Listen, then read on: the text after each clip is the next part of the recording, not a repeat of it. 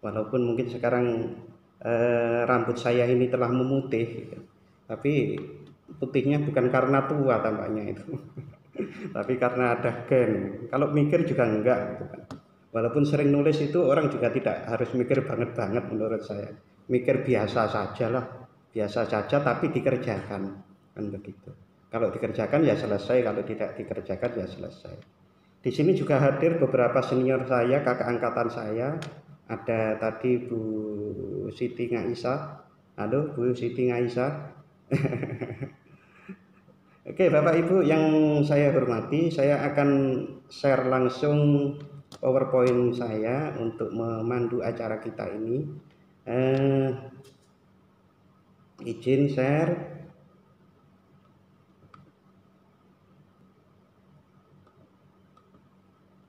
Sudah kelihatan Bapak Ibu ya? Alhamdulillah. Pada dasarnya publikasi ilmiah untuk guru itu, kalau menurut dari beberapa yang saya bicarakan dengan para guru, itu kesulitannya pengendalian. Pengendalian apa? Bukan menulisnya, tetapi pengendalian rasa malasnya katanya. Bapak Ibu yang saya hormati, ini ada gambar tadi saya ambil. Bapak Ibu mempunyai di layar Bapak Ibu ada gambar seperti ini. Coba cek di reaction. Sudah pada dicek ya? Apakah mungkin di sebagian Bapak Ibu cuma ada dua ini? Ada yang tepuk tangan, ada yang jempol. Yang ini nggak ada, mungkin beberapa seperti itu. Karena ya zoom yang gratisan biasanya nggak ada, mohon maaf. Ya biasanya paling tidak ada dua ini yang tepuk tangan dan jempol ini. Nah saya akan memfungsikan tombol ini untuk Bapak Ibu. Baik itu tepuk tangan maupun jempol nanti bisa diklik di situ, di reaction ini, di reaction. Ini reaction lalu ini. Nah mungkin interaksi yang lain nanti mungkin dicek, mungkin kalau diperlukan kita dicek. Tapi paling tidak kita fungsikan ini. Termasuk umpamanya seperti ini. Pertanyaan saya tadi, apakah benar bahwa hambatan terbesar seorang guru dalam menulis publikasi ilmiah adalah karena rasa malas? Nah, sekarang coba Bapak Ibu praktekkan tombol di reaction ini. Kalau tepuk tangan berarti benar. Oke, silakan Bapak Ibu praktekkan. Apakah benar bahwa hambatan terbesar menulis seorang guru itu adalah karena malas? Coba Bapak Ibu.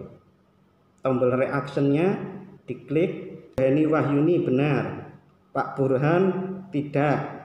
Bu Sri benar bahwa rasa malas. Yang lain silakan. Tombol reactionnya diaktifkan. Kalau benar tepuk tangan. Bu Heni lagi, Pak Mas Yualis, Mbak Siti Ngaisa. Oke. Ada yang jempol, yang tidak mengatakan bukan malas? Oke. Karena paling tidak ada beberapa yang menyatakan pendapatnya melalui tombol reaction dengan tepuk tangan bahwa hambatan terbesar guru di dalam menulis adalah malas. Maka saya akan mencoba memotivasi diri saya pribadi dan Bapak Ibu seperti khotib ya. Usini wa iyyakum. Memotivasi saya sendiri dan Bapak Ibu. Motivasinya seperti ini Bapak Ibu. Di dalam surat Al-Isra, surat yang ke-17 ayat 83 dan 84 disebutkan bahwa dan apabila kami berikan kesenangan kepada manusia, niscaya berpalinglah dia dan membelakang dengan sikap yang sombong. Dan apabila dia ditimpa kesusahan, niscaya dia berputus asa. Katakanlah, wahai Muhammad, tiap-tiap orang berbuat menurut keadaannya masing-masing. Maka Tuhanmu lebih mengetahui siapa yang lebih benar jalannya. Ibnu Abbas radhiyallahu an berpendapat yang dimaksud dengan ala syakilati ini adalah keahlian masing-masing. Ini ada di tafsir Ibnu Katsir. Bapak Ibu yang saya hormati, di sini yang paling penting menurut saya adalah Bapak Ibu itu dan termasuk saya itu sudah ditakdirkan oleh Allah Subhanahu wa taala menjadi guru. Apa itu dulu bukan takdir, itu kecelakaan. Umpamanya ada yang bilang gitu. Ya itu adalah perspektif kita, kecelakaan itu. Tapi nyatanya pada hari ini kita semuanya, ada yang dosen, ada yang guru, itu adalah sudah takdir kita. Apalagi dulu kuliahnya di prodi pendidikan agama Islam, apalagi juga mungkin di IKIP, itu semua memang jalurnya adalah guru. Sehingga kita mau tidak mau hari ini adalah sudah diperintahkan oleh Allah Subhanahu wa taala untuk menjadi guru. Oleh karenanya kita tidak perlu mengingkari takdir itu. Nah, sebagai tanggung jawab terhadap syakilati ini, keahlian kita syakilati ini, maka kita tidak boleh melupakan nikmat kita sudah dijadikan guru ini. Maka kita tidak boleh a'rodo itu berpaling dengan dari kewajiban-kewajiban guru. Nah, kewajiban-kewajiban guru itu seperti apa Bapak Ibu? Pengembangan keprofesian berkelanjutan adalah pengembangan kompetensi yang dilakukan guru sesuai kebutuhan, bertahap, berkelanjutan sehingga dapat meningkatkan profesionalitasnya. Bentuk pengembangan keprofesian berkelanjutan meliputi unsur pengembangan diri, publikasi ilmiah, dan karya inovatif. Pada hari ini kita akan khusus untuk membahas tentang publikasi ilmiah. Tetapi sebelumnya izinkan saya untuk menunjukkan apakah karya inovatif itu. Bapak Ibu yang saya hormati, karya inovatif itu diantaranya lah Bapak Ibu membuat satu model-model pembelajaran. Model-model pembelajaran itu diantaranya ditunjukkan adalah ada kebaruan Bapak Ibu bagaimana mengajar, cara mengajar itu. Mengajar tiap hari, nuwun sewu nggih, masa sih tidak menemukan hal-hal baru? Nuwun sewu. Harusnya banyak hal baru. Bagaimanakah cara saya mengatasi permasalahan-permasalahan di kelas saya? Banyak sekali yang akan bisa kita ambil buat karya inovatif maupun buat karya ilmiah. Contoh, mohon maaf, saya share lagi sebuah video untuk wujud karya inovatif. Rasulullah pada saat menerima wahyu yang pertama, itu kan oleh malaikat Jibril diminta untuk Iqra, gitu. Bacalah. Jawabannya kan saya tidak bisa. Ini bahasa Arab ini. Nah, saya tidak bisa membaca. Itu kan 2 kali nih. Kemudian saat malaikat Jibril itu menambahi Iqra bismi rabbik, nah, itu kan terus kemudian berjalan terus gitu. Itu wahyu pertama. Sampai berjalan selama 22 tahun, 2 bulan, 22 hari. Ada yang meriwayatkan seperti itu. Niku kok cuma Iqra. Nggih, mboten jalan tadi. Memang kejadiannya seperti itu. Nah, Iqra itu banyak para ulama, banyak sekali, hampir semuanya menerjemahkan bukan hanya membaca, tetapi juga belajar, meneliti, mengamati, mengobservasi, tafakur. Artinya apa? Kalau kita itu sebagai orang-orang yang beragama, belajar ilmu pengetahuan, Iqra saja itu sangat mungkin jadinya adalah nggak jalan-jalan, hanya Iqra itu. Tapi kalau bismi rabbik, maka insya Allah sebagian, entah 10%, 20%, 80% dari Al-Quran itu akan kita. Dan apa yang tidak ada di dalam Al-Quran? Pendidikan agama ada, matematika ya tentu. Bahkan Rasid Khalifah itu meneliti tentang angka-angka di dalam Al-Quran. Itu Al-Quran betul-betul adalah sesuatu yang sangat teratur, Sehingga angka-angka itu adalah juga bukan hanya angka yang kebetulan, tapi bisa dipahami sebagai mukjizat. Angkanya seperti itu. Nah, itu luar biasa. Nah, inspirasi itu dulu terinspirasi oleh Pak Lukman Hakim pada waktu kesini pertama kali. Jadi kita itu mengundang Pak Lukman Hakim udah 2 kali, dan yang pertama kali itu inspirasi itu sehingga muncul, sehingga kemudian kita undang kembali untuk menvalidasi model pembelajaran ini. Sebetulnya yang disarankan Pak Lukman Hakim itu banyak sekali. Kalau itu dilaksanakan semua, itu bukan menjadi satu model pembelajaran, tapi satu prodi sendiri. Jadi 4 tahun belajar, lah itu semua bisa dilaksanakan.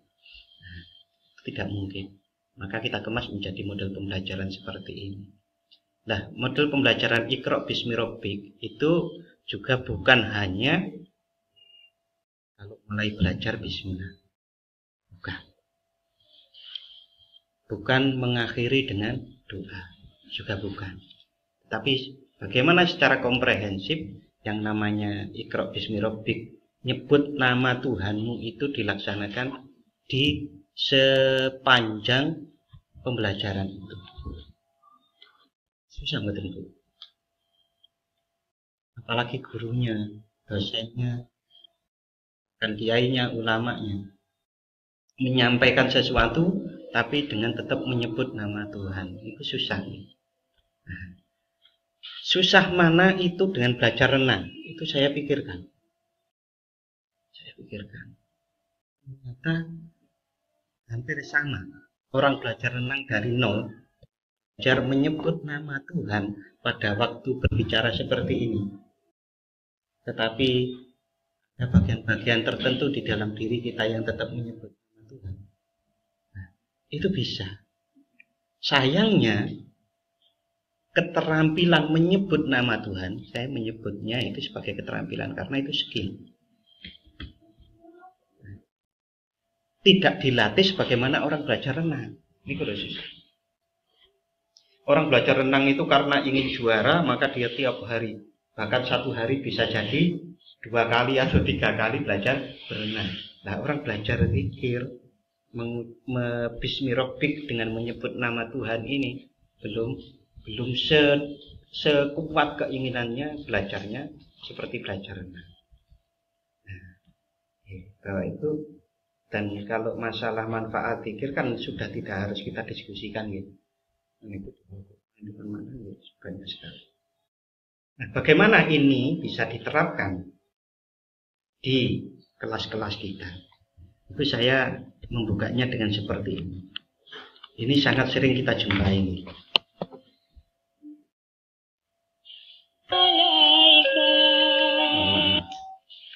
Ini masih ada yang hidup.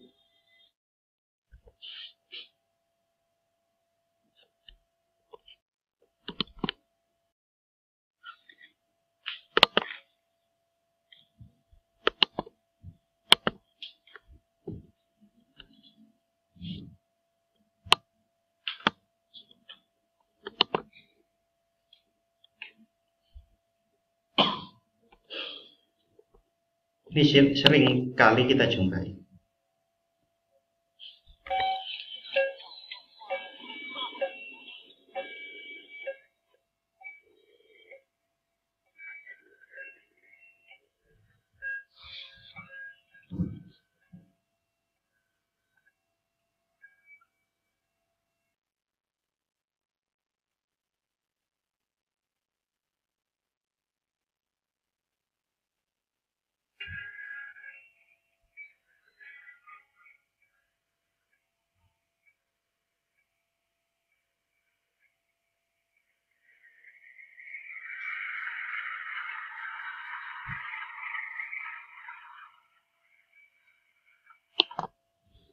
Apa mas? Yang sering kita jumpai apa?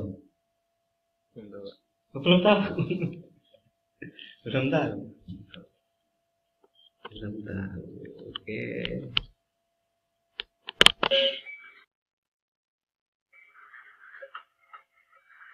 Apa Mas Arif?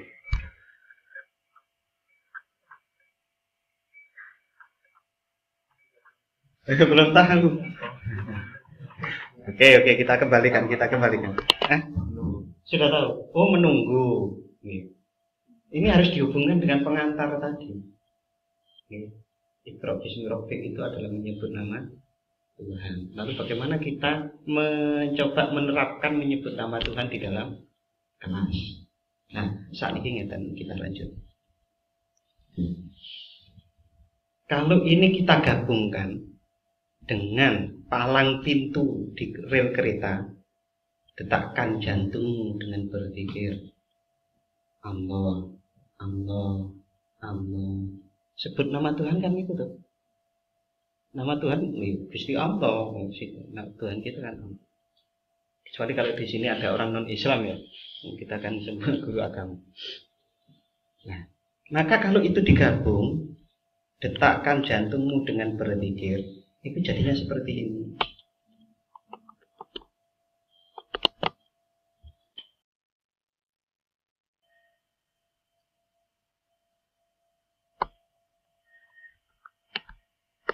Beda mboten?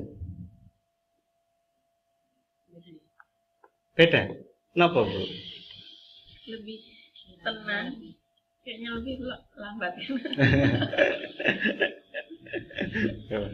Saya ulang. Jadi kalau sebelum saya tunjukkan, ini bunyi ini, Pak.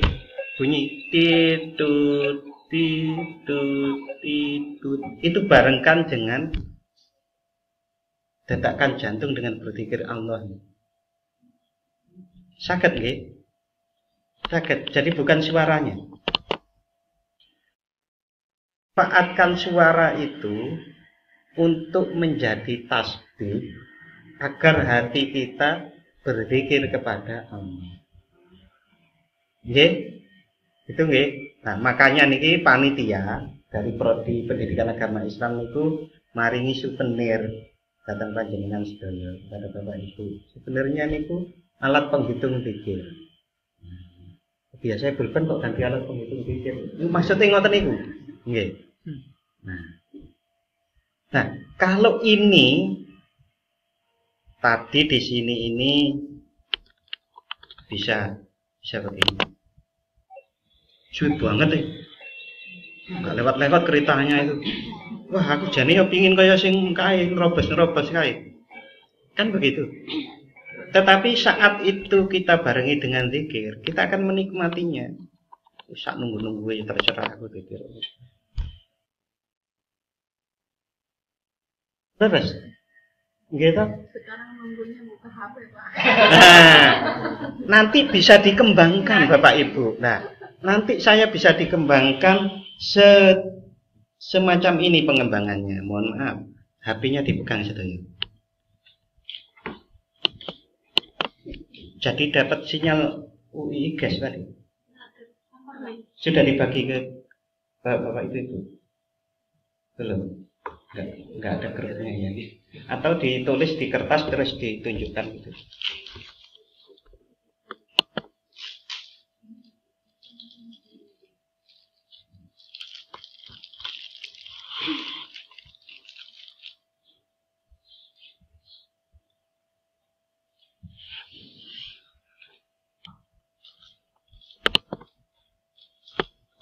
Selanjutnya buka Al-Muslimuna blogspot.com.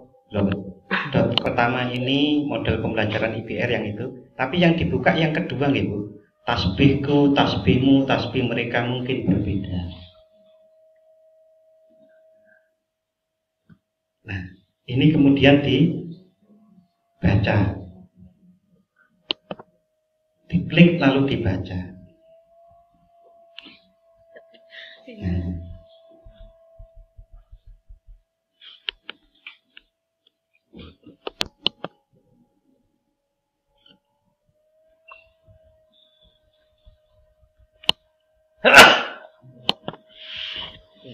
Sampai sini tadi, bagaimana membarengkan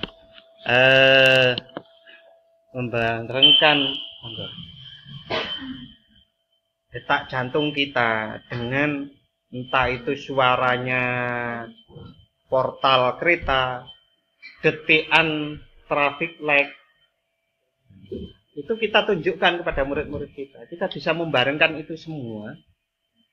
Belajar zikir itu melalui apapun yang kita lihat, seperti di kisah itu. Bahkan mungkin nanti coba dievaluasi. Nanti kalau pulang sekolah, jalan dari kelas sampai ke parkir itu barengkan dengan langkah Allah, Allah atau la ilaha illallah, terserah apapun, yang penting zikir sampai ke parkiran. Itu besoknya dikontrol kembali. Kemarin bisa nggak seperti itu? Nah, kalau itu tiap hari kita tanyakan, lalu kita evaluasi, kira-kira mosok sih waktu ditetesi ya. Harapan saya itu bisa sekarang atau tidak, dalam waktu setahun, 2 tahun atau 3 tahun selama jenengan ngajar, bisa atau enggak. Tapi paling enggak itu nanti akan menjadi bagian dirinya bahwa dia pernah diajari Bapak Ibu juga. Orang hidup ini kan enggak lancar terus ya Bu. Pada saat nanti ketemu waktu nih urip, itu ditabrak kok alot. Menawa niku nanti akan mengembalikan dirinya pada saya dulu diulang itu. Oke, Bapak Ibu yang saya hormati, mudah-mudahan bisa ditangkap. Saya akan menjelaskan ini agar Bapak Ibu bisa menangkap makna di sini. Jadi waktu kita itu membaca surat Iqra bismi rabbik, seringkali orang itu hanya Iqra yang dibahas, tapi bismi rabbiknya itu jarang sekali dibahas. Padahal kalau kita itu sekolah mengajar, kalau sambil Iqra bismi rabbik itu luar biasa. Begitu juga kalau kita itu melakukan anak didik kita minta untuk Iqra bismi rabbik, itu luar biasa. Jadi setiap orang di dalam kelas itu, kelas Bapak Ibu, kalau bisa Iqra bismi rabbik, maka kelas itu menjadi kelompok zikir walaupun tidak keras. Nah, itu adalah inovasi-inovasi, dan itu insya Allah akan dijadikan sebuah produk inovasi oleh pendidikan agama Islam, prodi pendidikan agama Islam yang namanya model pembelajaran Iqra bismi rabbik. Ngoten Bapak Ibu, itu tentang apa yang dimaksud sebagai karya inovatif. Nah, selanjutnya kita bahas hari ini tentang publikasi ilmiah. Publikasi ilmiah. Sebetulnya Bapak Ibu, untuk menulis itu kan sederhana.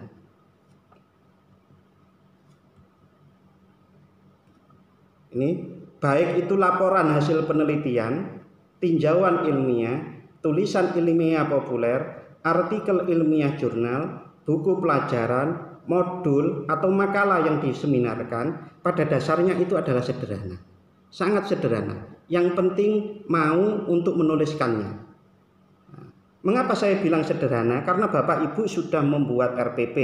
Bapak Ibu sering juga memberi komentar di karya-karya kerjaan hasil kerja siswa, sering menulis di papan. Hanya melanjutkan itu, tulisan-tulisan itu sebagai karya, karena modalnya sudah ada. Dari ini, inti dari menulis itu hanya tiga ini. Kita mau menulis yang membuat orang semakin bingung, atau semakin bertanya-tanya, atau orang yang menyerah saja, tidak tahu apa-apa.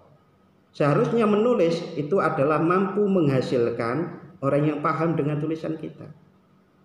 Jadi menulis itu hampir sama dengan ngajar. Cuma yang kita sajikan kepada murid-murid kita itu adalah bagaimana memberikan tulisan, bukan perkataan. Kalau pembelajaran banyak menggunakan kata-kata, kalau menulis kita menggunakan tulisan. Oke. Penyebab kesulitan menulis, ini coba kita evaluasi diri kita sendiri. Menulis sudah kita lakukan sejak SD. Tapi mengapa sulit sampai sekarang? Maaf bagi yang sudah ahli menulis ya. Nah, Bapak Ibu, saya minta untuk pergi ke sini, survei kita diri sendiri dengan melalui Google Form ini. STTID motivasi guru menulis. Akan saya share di chat.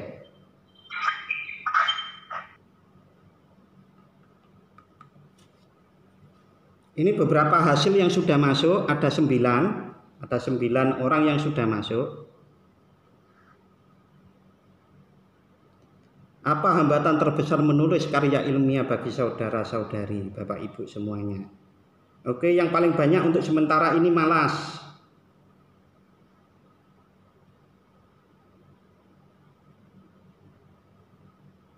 Malas.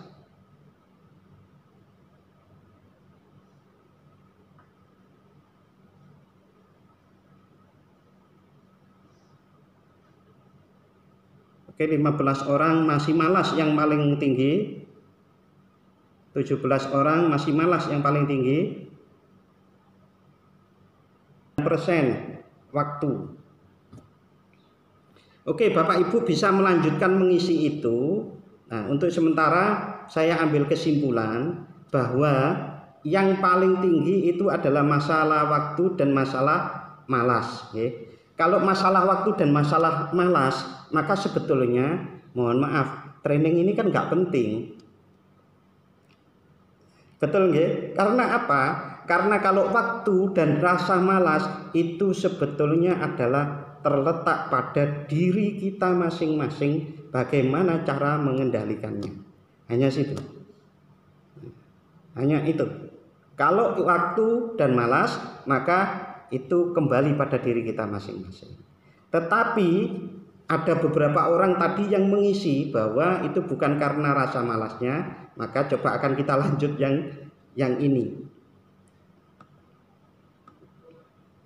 Oke, Bapak Ibu, sekali lagi kalau masalahnya waktu dan malas, itu saya menemukan orang-orang hebat, yang mana orang-orang hebat itu mampu mengatur waktu dengan baik sehingga tulisannya banyak, pekerjaannya mohon maaf juga sebagai guru dan juga sebagai ibu rumah tangga juga punya banyak karya.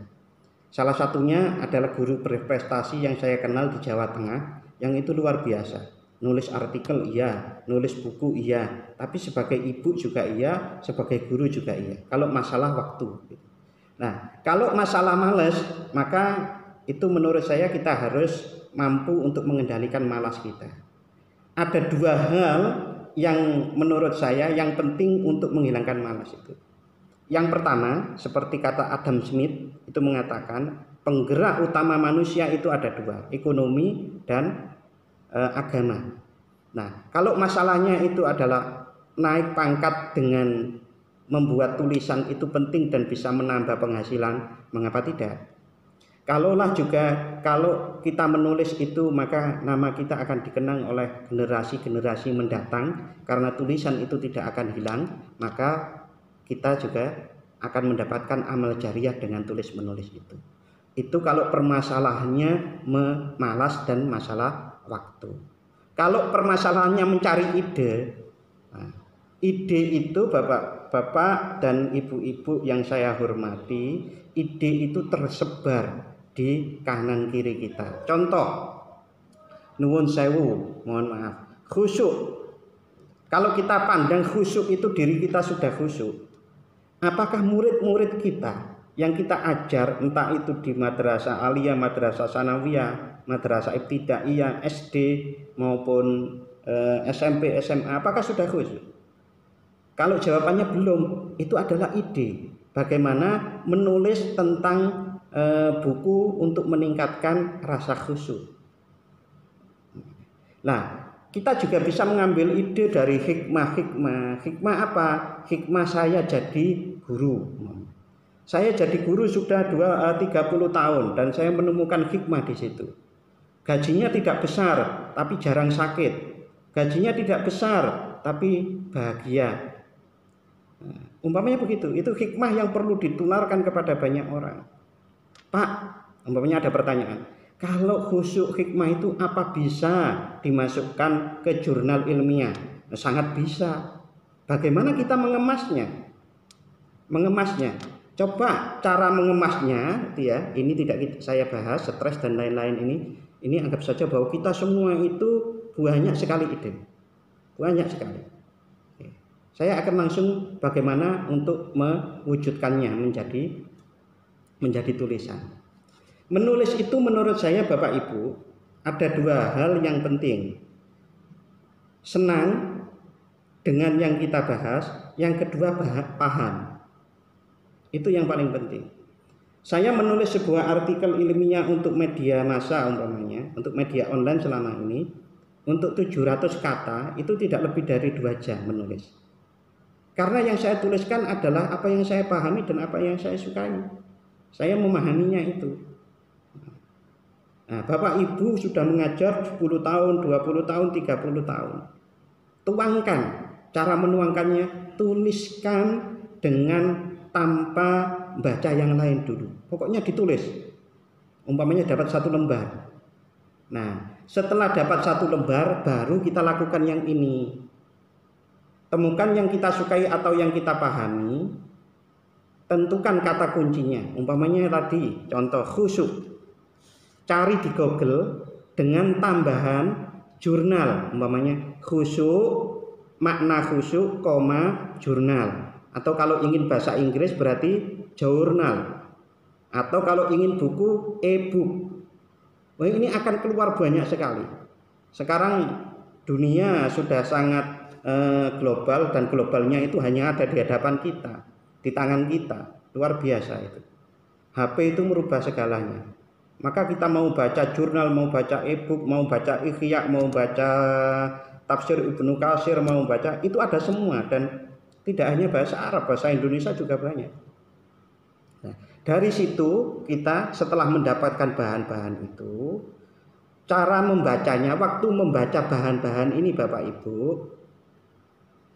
dengan kacamata, mohon maaf bahasa saya, kacamata tujuan menulis atau meneliti. Kita ingin menemukan metode belajar baru atau ingin membuktikan, umpamanya membuktikan apakah model pembelajaran paikemi itu efektif enggak? Nah, itu dibuktikan. Atau mengembangkan berarti dari model-model yang sudah ada dikembangkan yang lebih baru lagi. Contoh, kita mengenal ada model pembelajaran yang kemarin dibahas di PAI itu design thinking. Design thinking itu kan tidak di awalnya tidak untuk online. Nah, maka kita ingin mengembangkannya dengan online. Kahoot umpamanya itu media pembelajaran dengan pengembangan Kahoot umpamanya. Kahoot itu pada awalnya tidak untuk online, tapi bagaimana mengembangkannya secara online. Nah, itu makna dari bagaimana pengembangan. Jadi yang pertama pahami, sukai, pahami, lalu kacamata ini. Kita ingin menemukan sesuatu dari tulisan kita, atau ingin membuktikan, atau ingin mengembangkan. Intinya seperti itu Bapak Ibu. Oke, sebelum saya lanjut Bapak Ibu, saya mohon reaksi Bapak Ibu dulu. Kita gunakan tombol reaksi tadi. Apakah Bapak Ibu sudah bisa menangkap apa yang saya sampaikan tadi? Itu pakai jempol nggih. Oke, terima kasih Bu Sri. Yang lain ada Bu Kiptia Mukti, matur nuwun. Silakan yang lain Bapak Ibu. Tombol reactionnya, kalau paham jempol. Pak Nurul Ihsan, nggih. Bu Siti Aisyah Pak. Mau jempol apa tepuk tangan? Oke, jempol. Oke. Intinya seperti itu Bapak Ibu ya, Bapak Ibu, bahwa untuk menulis itu adalah apa hobi kita. Ya, tentu terkait dengan pendidikan agama Islam, karena ini adalah tentang keguruan kita. Banyak sekali, saya itu sering menyebut pendidikan agama Islam itu adalah masalah dunia akhirat. Artinya yang ingin kita bahas itu mulai permasalahan anak lahir, perspektif pendidikan agama Islam, orang mati COVID, perspektif pendidikan agama Islam. Oh, itu banyak sekali. Bahkan bagaimana pendidikan Islam untuk melatih anak-anak, mohon maaf, disabel, anak-anak yang mempunyai keterbatasan, buat keterbatasan mental, tunadaksa, tunanetra dan yang lain-lain itu. Pada intinya seperti itu Bapak Ibu. Pendidikan agama Islam sangat luas. Oleh karenanya kita bisa memilih tema-tema itu. Bapak Ibu yang saya hormati, saya akan melanjutkan penyampaian saya yang tadi di PowerPoint. Oke, berikutnya memilih yang ditulis. Ya, ini sudah saya sampaikan sedikit banyak tadi. Situasi masalahnya seperti apa Bapak Ibu? Kalau umpamanya masalahnya anak didik kita, anak-anak SMA, anak-anak SMP atau sanawiyah, madrasah aliyah, itu khusyuknya kurang. Bagaimana cara mengajarinya? Kita kategori isu-isu. Oh, anak-anak itu khusyuknya kurang karena pemahamannya terhadap makna ihsan. Antak budallaha ka'annaka tarahu fa illam takun tarahu fa innahu yaraka. Itu belum terlalu paham. Jadi kita mengambil situasi masalahnya ini ada di khusyuk. Kategori isunya ada di pemahaman tentang makna ihsan. Lalu kemudian isu-isu mana yang akan mendapat perhatian? Nah, berarti ihsan itu berarti tentang sifat wajib Allahnya atau sifat mustahilnya kurang. Nah, lalu yang kita jadikan isu pokok menjadi substansi masalah adalah meningkatkan khusyuk dengan memahami makna Allah Maha Melihat itu Al-Basir. Nah, umpamanya begitu. Lalu dirumuskan masalahnya. Rumuskan masalahnya adalah meningkatkan khusyuk dengan pemahaman makna Asmaul Husna Al-Basir. Al-Basir ada enggak ya? Ada betul Bu? Pak. Allah yang Maha Melihat itu. Allah Maha Melihat. Oke Bapak Ibu, setelah itu akan kita wujudkan menjadi ide-ide. Nah, idenya nanti judulnya terserah Bapak Ibu. Judulnya terserah, tapi judul itu lebih baik kalau disampaikan kita tentukan di akhir. Yang penting masalahnya dan rumusan masalahnya tadi. Ini contoh-contoh jurnal saya yang ada di Jurnal Wali Songo. Itu Sinta 2 sekarang, menyelesaikan problem materi belajar bagi anak-anak berkebutuhan khusus dengan research and development. Nah, ini versi bahasa Inggrisnya dulu saya presentasikan Takhadus Bisnikmah nggih. Ini saya sampaikan di Abu Dhabi, di Universitas Abu Dhabi. Lalu yang kemandirian anak di panti asuhan yatim Islam ditinjau dari konsep diri dan kompetensi interpersonal. Ini artikel ini saya tulis tahun 2000 Bapak Ibu. Tahun 2000 sudah ada jurnal saya. Oke Bapak Ibu, nanti dari ide-ide itu bisa dikembangkan seperti itu. Berikutnya, kebanyakan orang karena bahasa kita itu lahir di Indonesia, seringkali tidak mempelajari bahasa Indonesia dengan baik. Nah, untuk membuat kalimat-kalimat itu pastikan harus ada subjek, predikat dan objek. Tambahkan keterangan bila perlu, gunakan bahasa baku, cek di KBBI online. KBBI online ditulis di Google itu. Gunakan tanda baca yang jelas. Ini yang paling penting Bapak Ibu. Rasakan dan pastikan pembaca dapat memahami. Menulis itu harus kita baca berkali-kali sebelum kita publish. Itu yang paling penting. Kita rasakan apakah pembaca, kalau itu pembacanya adalah anak SMA, bisa paham nggak? Jangan-jangan kita menulis untuk anak SMA bahasanya profesor, ya itu nanti akan kesulitan memahaminya.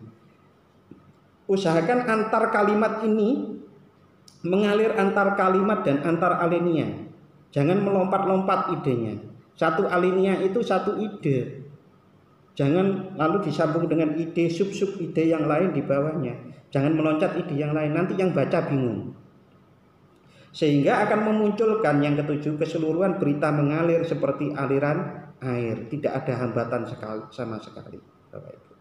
Oke Bapak Ibu yang saya hormati, kalau menulis di jurnal nanti ini panduannya. Yang pertama itu harus ada introduction-nya atau pendahuluannya, ada metodenya, ada risal hasilnya, discussion diskusinya atau pembahasan. Nah, ini semua disebut dengan IMRAD, introduction, method, result, dan discussion. Nah, yang paling penting lagi, sesuaikan dengan media yang akan kita tuju. Karena setiap jurnal mempunyai gaya yang lain-lain, tapi pada umumnya ini IMRAD ini. Apakah IMRAD itu? IMRAD, introduction, pendahuluan.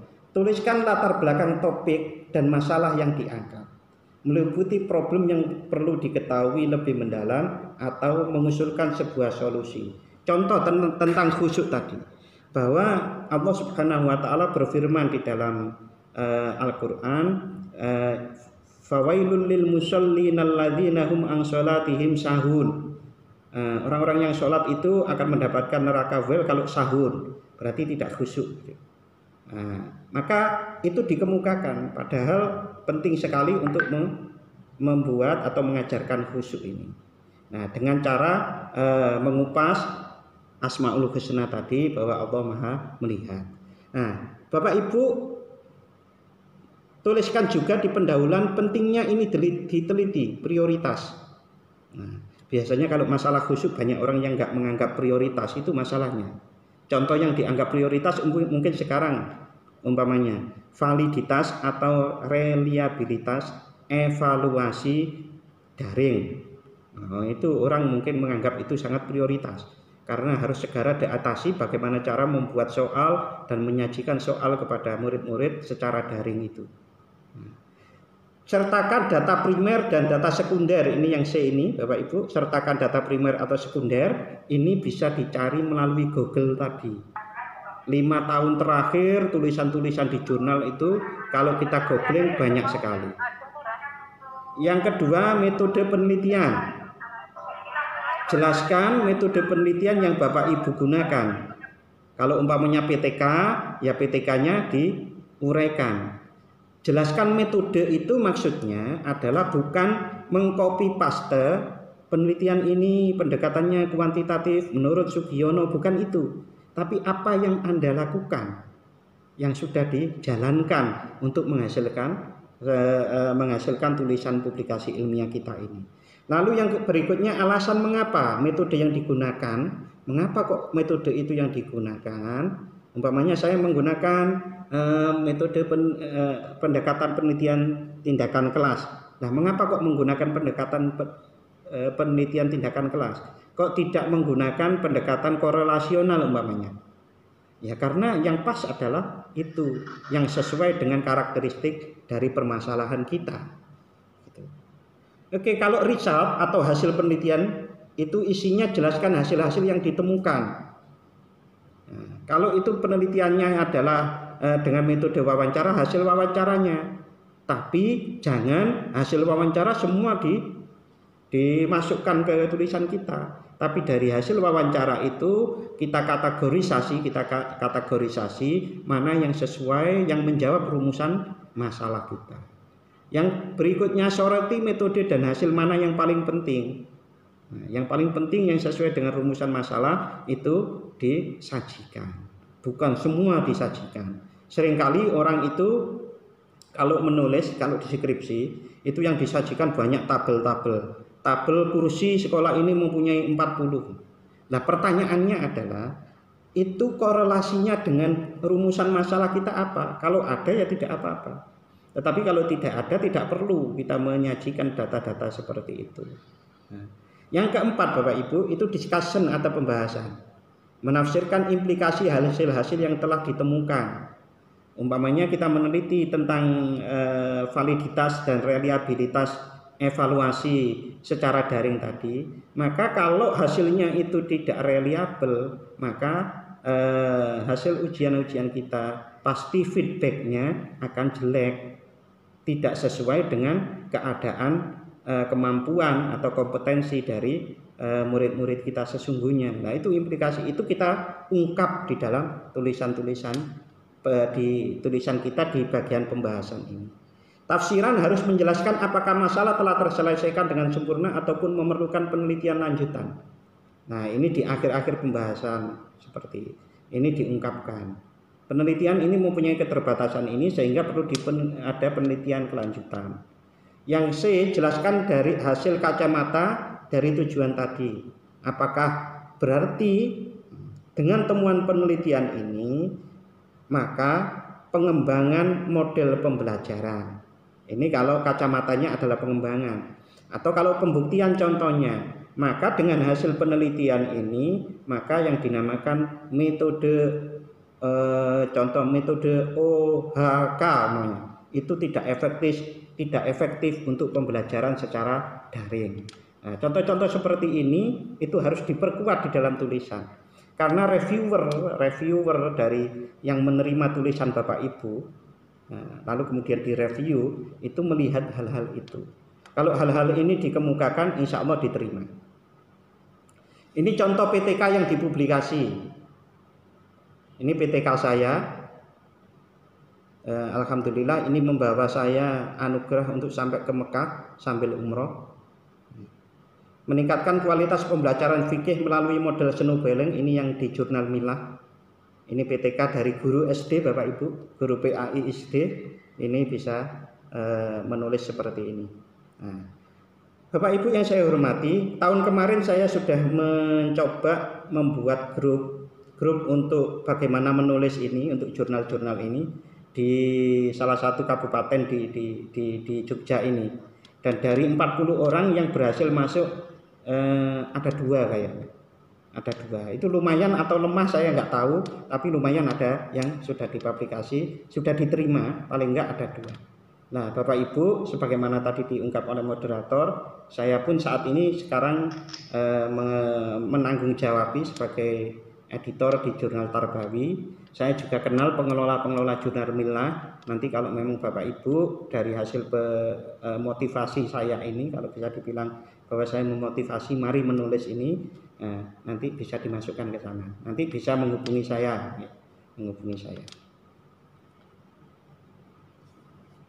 Oke, ini praktek seperti Bu Sri tadi, tapi sebelum praktek saya akan meminta Bapak Ibu, mari kita berdiskusi.